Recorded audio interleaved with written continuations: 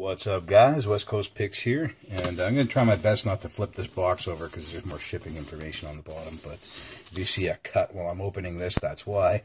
I got a package in the mail today. Actually, I think it showed up a couple days ago, from Ben Bacardi. We all know Ben Bacardi. He comments and watches our videos. And I sent him, I can't even remember what I sent him, and he sent me a bunch of stuff, so let's get into this package and see what Ben sent me.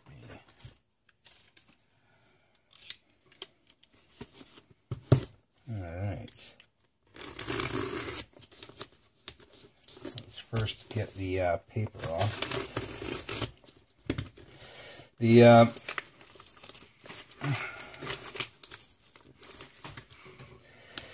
contest, the Sub-Zero Lock Challenge, is almost over. I'll have this uploaded tonight, this video, so you know, you have until tomorrow morning, which will be Monday or Sunday morning. I watch all the videos over to see, to score them, and oh, it's an American lockbox, nice, to score them and see who the winner is. So I do that tomorrow morning, and then, you know, by tomorrow evening, I'll have the video uploaded and the announcement of who won and everything.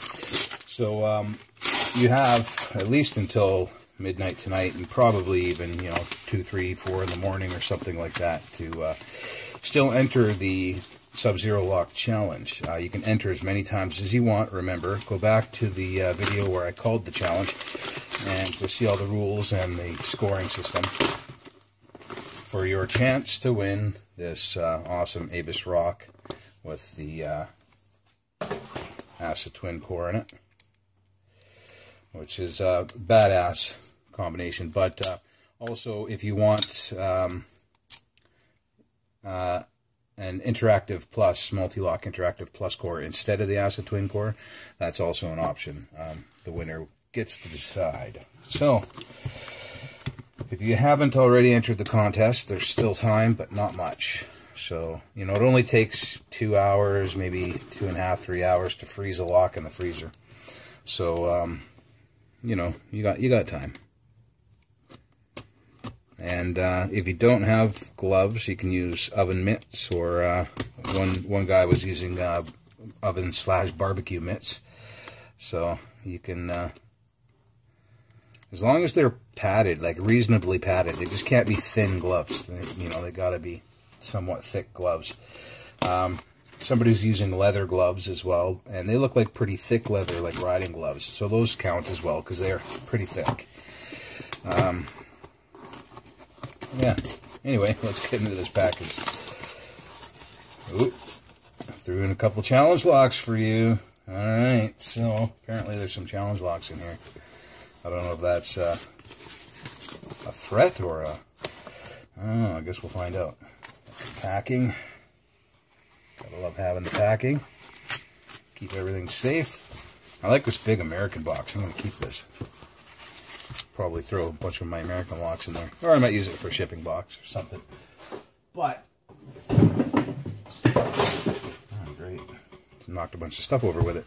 That's alright. Open last. Okay, I will. This one, I guess I open first.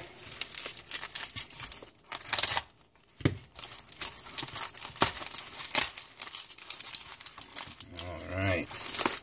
Bunch of good stuff. Oh, pinned by Bill Bacardi. Oh, it's Ben Bacardi. I guess it's Bill Bacardi. My apologies. These are the big bows he said he was going to send me. Yeah. Awesome. And as far as I knew, this was all he was sending me. Actually, I don't even think we worked out a trade. I think he just sent me this all pre-bono. Oh, look at this. Cool. Got a blank one. That's a big one. That's nice. Not a bad bidding either. Another blank. That's cool. Let's see, 4. KW1. Actually, it looks like a long quick set. Maybe, oh, a Y1. So these are all, you know, fairly big bows. M-Tech, nice. Yeah, I've seen a couple of these. And a Baldwin. Nice. Yeah, some nice big bows. And they're all mostly Slag SCs. And this one is Oh, nothing, no name on there, but it looks like almost like the Baldwin one. Or the M-Tech, cross between the two, really. Cool, so we got some big bow keys. That's awesome. I can continue my big bow series. I really like big bows, so that's pretty badass. Thanks, Bill.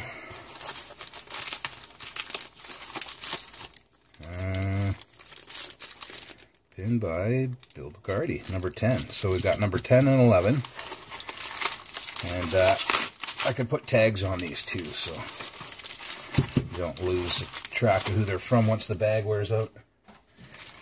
We have some more pre-cuts, but they're look like nice old pre-cuts here.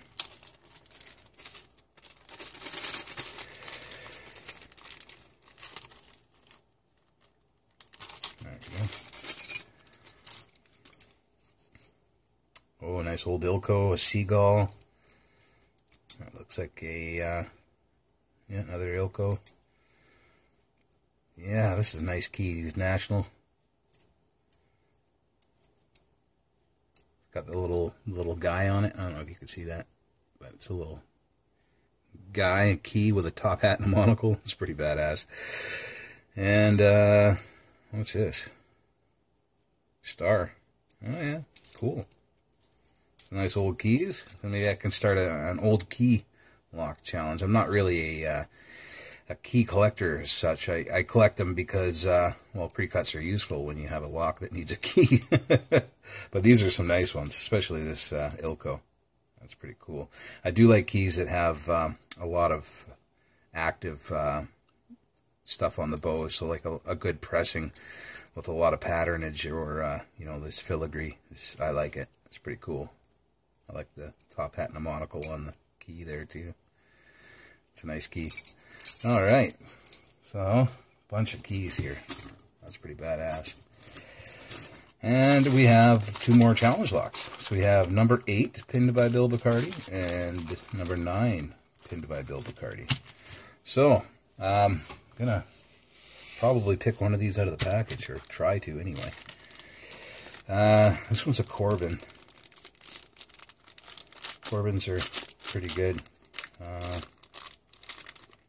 This one kind of sticks there, so it does work pretty smooth in this direction, but when it's upside down it sticks a little bit. Slag. Another slag. That one actually was pretty good. And a Yale. And the Yales are a beast. Oh, looks like he's been up top there too. Which one am I going to pick? Let's go for number 8. We'll start the low number. Oh, actually, almost forgot, open last. Alright. Already 8 minutes into this video. Jeez, I should have tried to be a little bit quicker on the openings, but whatever. It is what it is, guys. I know some guys like longer videos, so.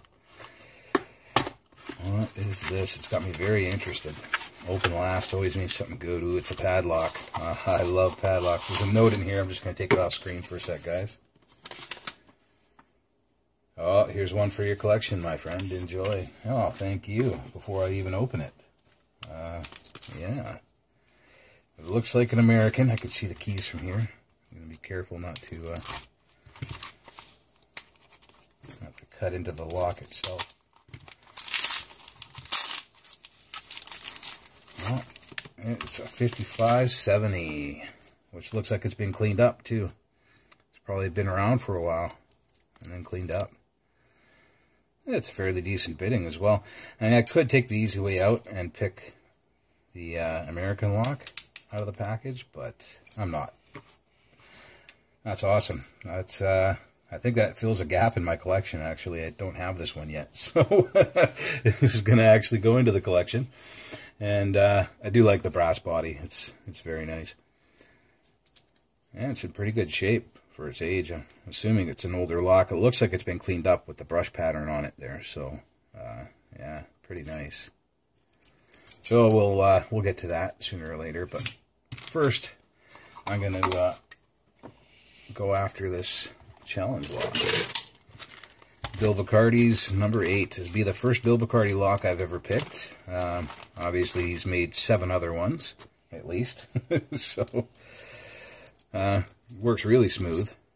Oh my God, did I pick the right key or what? Did I pick the right lock to pick out of the box? This is going to be a bit of fun, but we'll give it a shot. Man, that is a badass bidding. I'm probably going to have to copy that key. Let's chuck it up in the vise here. And as always, guys, if I do fail, have a good one. Thank you, Bill Bacardi, for all these awesome locks. Super awesome of you, man, to send all this stuff. I was only really expecting some big bowed keys, and to have all this stuff is just awesome. So kudos, man, you're awesome, and thanks a lot, especially for the padlock for my collection. That's badass. I love me padlocks. All right, so let's hope I don't fail though, and this will be a longer video, I'm sure, especially with a bidding like that. Jesus. All right, guys, let's get into this thing. Gonna use this offset diamond kind of deal. See what I can do about getting into Bill Bacardi's lock here.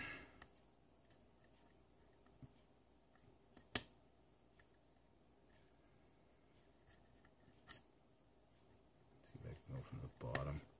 So he picked a nice sharp slag keyway too, so they are not very formidable when you're trying to fit a pick from the bottom, so you pretty much have to pick from the side warding here in locks like this one.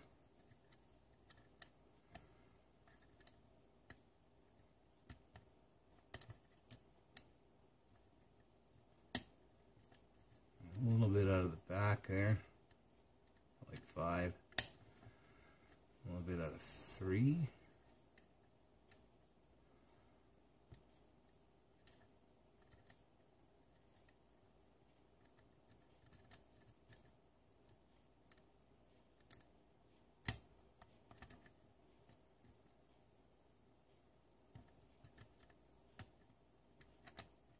A bit out of 2.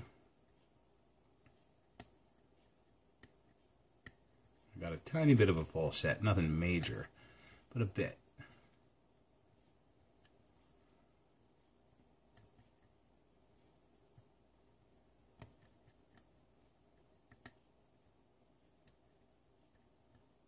Some feedback here, and we're open.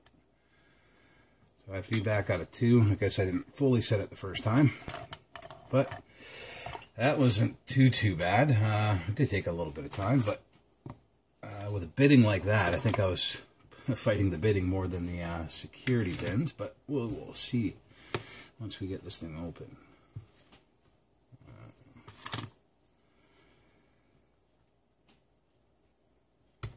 Nice. I love this tool, man. When it works really quick.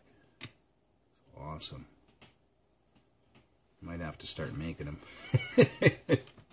The problem, everybody wants my tools, and the reason I started laser cutting the pocket picks is because everybody wants them, and I want people to be able to have them, which is why I'm getting them laser cut, just so there's enough of them to go around and people can actually have them. And I think I'm going to have to do the same with the top of the keyway tension wrenches. I mean, everybody wants them, and I can make them relatively fast, but the thing is I don't have a lot of time, guys. I work like 12, 14-hour days. I drive for a living, drive a big truck for a living, and I'm so burnt out when I get home. And I just don't have time. Oh, we got some... Oh, it looks like an upside-down drunken spool. Weird. Okay. So we had a wafer at the bottom of this T-pin.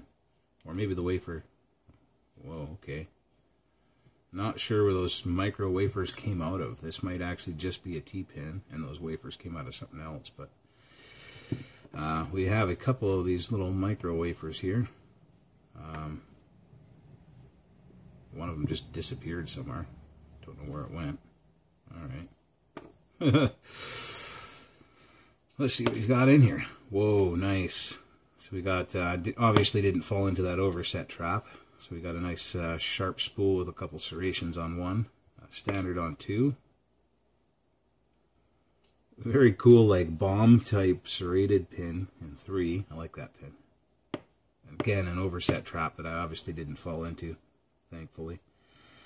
Another serrated pin, but that is flat on both sides. I think it came out like that, but I'm not sure. So I'll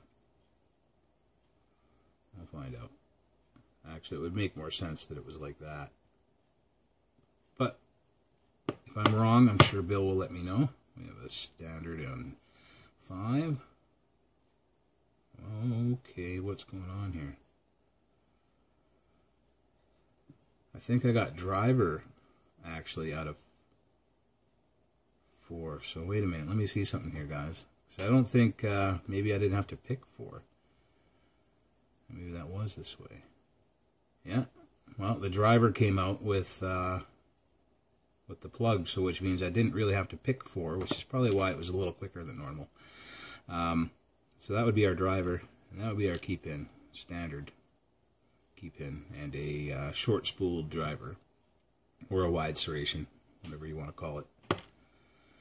Another cool, like candlestick type double spool serrated pin. 5 and 6 gives us a nice big long standard. With some very, very micro serrations in there. Those are very, very micro serrations. I don't even know how he got those in there. Pretty damn cool. And we have, geez, man, there's a lot of work done to this lock. I don't know how I lucked out and got it open so quick. We got serrated in 1 and 6. And 4. So 1, 4, and 6 are serrated. 2 and 5 seem like they're either enlarged, probably enlarged it looks like. I don't think they're countermilled. They look like they're enlarged to hopefully get me into the overset traps a little quicker.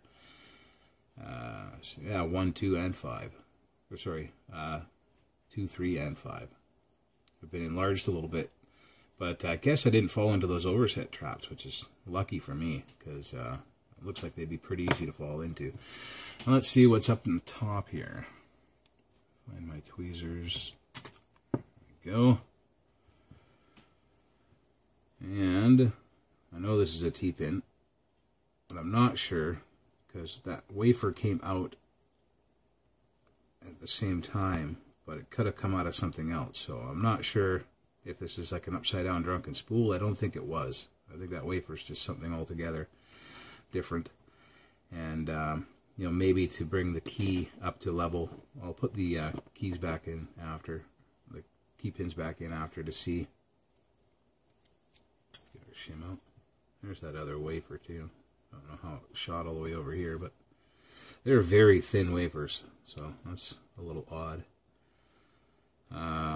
We have another short spool or wide serration in 2, and I'm going to get these springs out too while I'm at it. 1 is a steel spring, 2 is a copper, standard in 3, another steel in 3, 4 should be missing, yeah, I just have the spring, which is another steel. 5 is another short spool with a serration on it. That's pretty cool.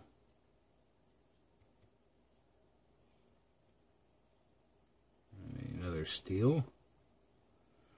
And 6. Fired out the back of the plug. There's a spool. Straight up spool. Looks like, yeah, looks like a homemade spool. It's actually all look homemade, so he's broke his Dremel out and done some work. And a nice copper spring. I don't think there's anything done to the Bible.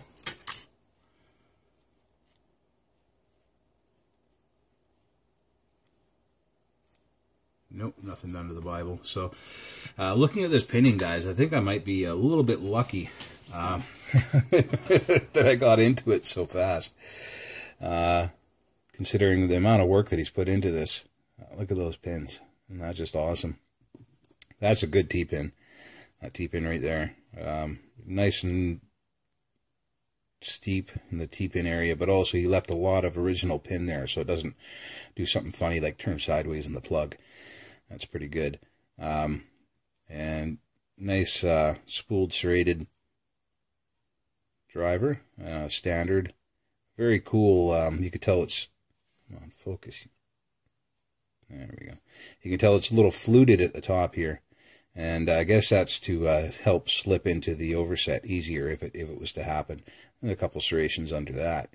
A standard and another double spool with a serration in it. Looks pretty nice. And another standard, but I don't know if you could see. It's not really a standard. See how close I can get to this before it screws up on me. You can kind of see there's very micro serrations right in the middle of this pin. So that's pretty cool. Yeah, and then we have the nice T-pin up top. Not too sure where these wafers came from. Short spool or deep serration, whatever you want to call it, is standard. Another short spool deep serration. And another kind of short spool with a serration, but it has a tapered bottom to the pin there. And then a nice spool. And of course you can see all the work that he did to the plug. It's quite a bit of work done to the plug. We got 3 threaded chambers and the other ones are all enlarged. So, let me turn this sideways and give you another look at these pins. Different perspective. Very nice looking lock, very nice looking pins. I'm surprised I got into it so quickly, but, you know, these things happen. Thank you, Bill Bacardi, for sending me all this awesome stuff. And, you know, especially the padlock for my collection and the big bow keys. I'm going to get to these other challenge locks in time. I'm just going to put this back in, the key back in, and you guys can stick with me if you're not interested in watching over 20 minutes of a video. Then you can go ahead and tune out, but I'm curious to see where those wafers came from. So I'm going to put the key back in, put all the key pins back in, and see if those wafers, my suspicion is those wafers were bringing one of these pins up to the shear line so the lock would function properly. But you never know.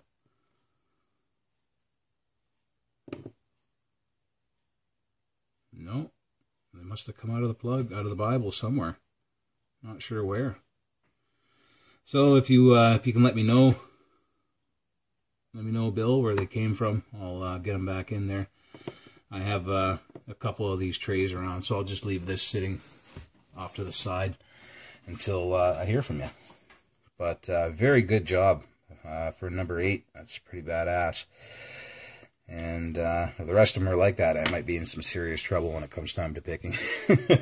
All right, guys. Thanks again, Bill Bacardi, for sending me all these awesome locks and the big bows and the old keys. And, oh, man, lots of fun here. And thanks, everyone else, for watching. I've linked Bill's channel up in the corner there, like always. I should have mentioned it at the beginning, but, you know, I'll make sure you guys can find him. Very good lock maker. Even though I got into it quick, there's a lot of work done to this, and I think I just lucked out, guys. So he knows, looks like he knows what he's doing, and you know, very awesome guy. I can't even remember if I sent him anything. I don't think I did. I think I'm gonna have to now. All right, guys.